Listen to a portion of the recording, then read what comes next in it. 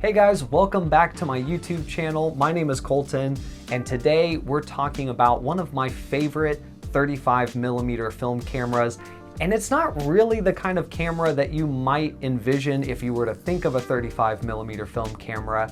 That is the Canon EOS 10s. This camera is a really fun to use film camera. It has a phenomenal grip. Kind of harkens back to the times of big grips. So if you have longer fingers or bigger hands, you're definitely going to enjoy this grip, especially if you're like me and you have been an avid Sony A7 user. You'll definitely remember when grips were much better and a much more ergonomically inclined, we might say.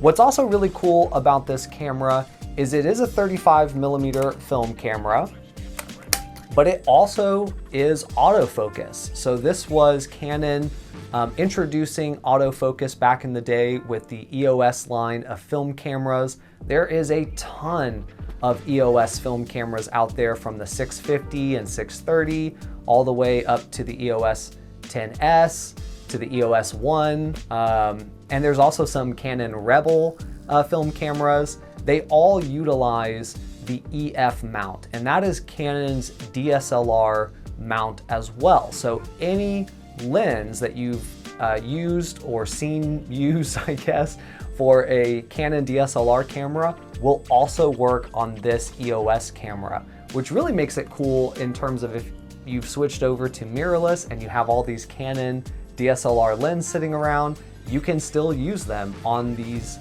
old film cameras.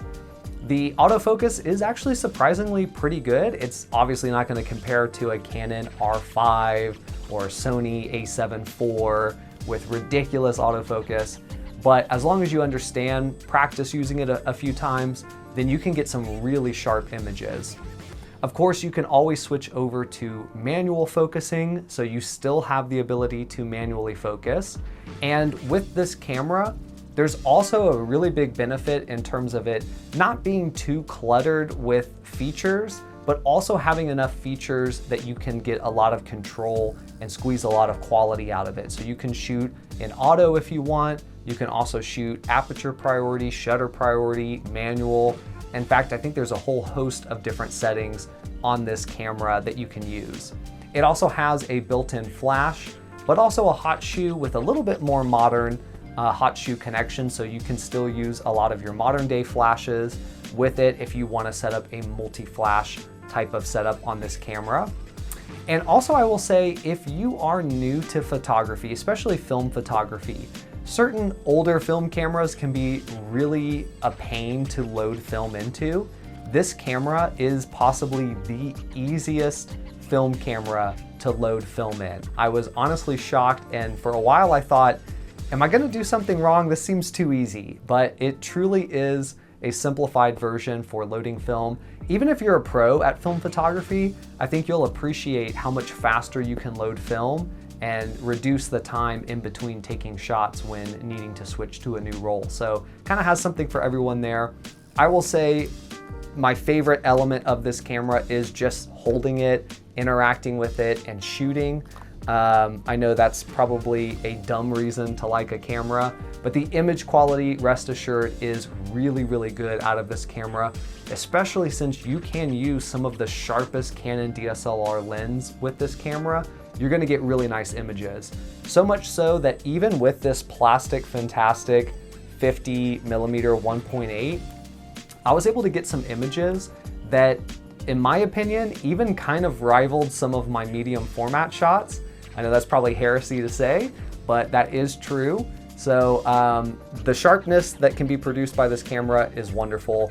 It's also so light because it's mostly plastic as opposed to older film cameras that are much more metal.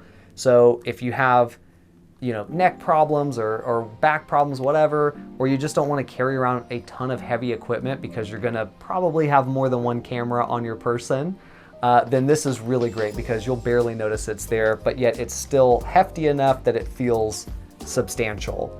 I've got to say, I really think this is one of those cameras that Canon nailed. They got it perfect. Yes, some of the other cameras later on in this line have some more features.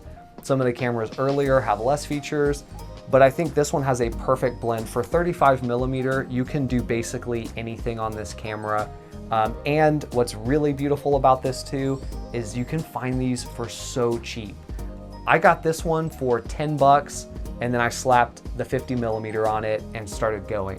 So these definitely can be cheap, especially the EOS 10s is actually one of the lesser known cameras in this lineup. You'll actually pay more for a Canon EOS 630 or 650, which are much less feature rich than this one is. You'll pay quite a bit more for those. And this one I've picked up for 10 bucks. I also picked up one for $4.99 once. So definitely a great camera.